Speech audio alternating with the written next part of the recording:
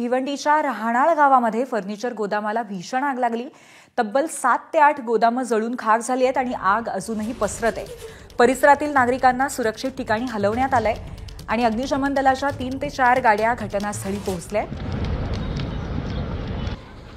आगीवर नियंत्रण मिळवण्याचे प्रयत्न सुरू आहेत, परंतु गोदामाला लागलेल्या आगीमुळे 4 मजली इमारत कोसळल्याचं सुद्धा कळतंय। त्यामुळे आगीची व्याप्ती किती प्रचंड आहे हे आपल्याला जाणवू शकतं।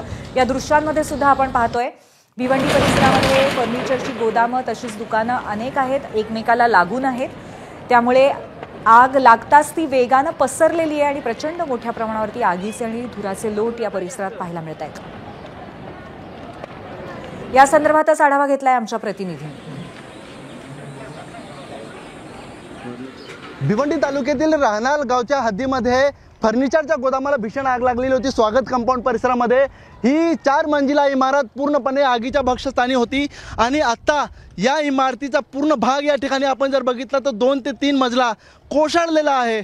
आगीचा रौद्र रूप इतका होता की या आगीमुळे ही इमारत पूर्णतः या ठिकाणी एका बाजूचा पूर्ण भाग कोसळलेला आपण बघू शकतो। आगीचा जो लोळ आहे आता विकराल झालेला आहे आणि सर्वात महत्त्वाचं म्हणजे आसपासचा जो परिसर होता तो हटवण्यात आलेला होता, त्यामुळे सुदैवाने कोणतीही दुर्घटना घडलेली नाही आहे। या गोदामामध्ये मोठ्या प्रमाणात लाकडी साहित्य होते, प्लाऊड होतं, फर्निचरचा मोठा साठा होता आणि शेजारचा जो गोदाम बघितला आपण त्या गोदामामध्ये देखील कापडाचा देखील मोठा गोदाम आहे।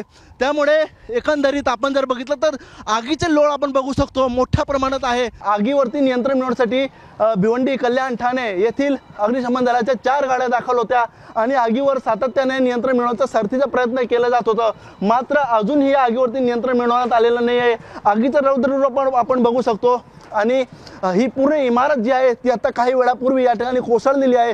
सर्वात महत्त्वाचं म्हणजे या ठिकाणी आपण जर बघितले तर या आगीवरती नियंत्रण मिळवण्यासाठी सरतीचा प्रयत्न पहाटेच्या सुमारास ही आग लागलेली आहे आणि या आगीवरती नियंत्रण मिळवण्यासाठी अजून किती वेळ लागेल सांगता येत नाही, परंतु आसपासचा जो परिसर आहे तो घाबरलेला आहे। कारण आत्ताच या ठिकाणी ही इमारत जी आहे जवळपास 4 मजली इमारत ती कोसळली आणि त्यामुळे लोकांमध्ये भीतीचं वातावरण निर्माण झालं आहे। सध्या या आगीवरती नियंत्रण मिळवण्यासाठी अग्निशमन दलाचं देखील सरतीचा प्रयत्न सुरू आहे। अनिल वर्मा, एबीपी माझा, भिवंडी। एबीपी माझा, उघडा डोळे बघा नीट।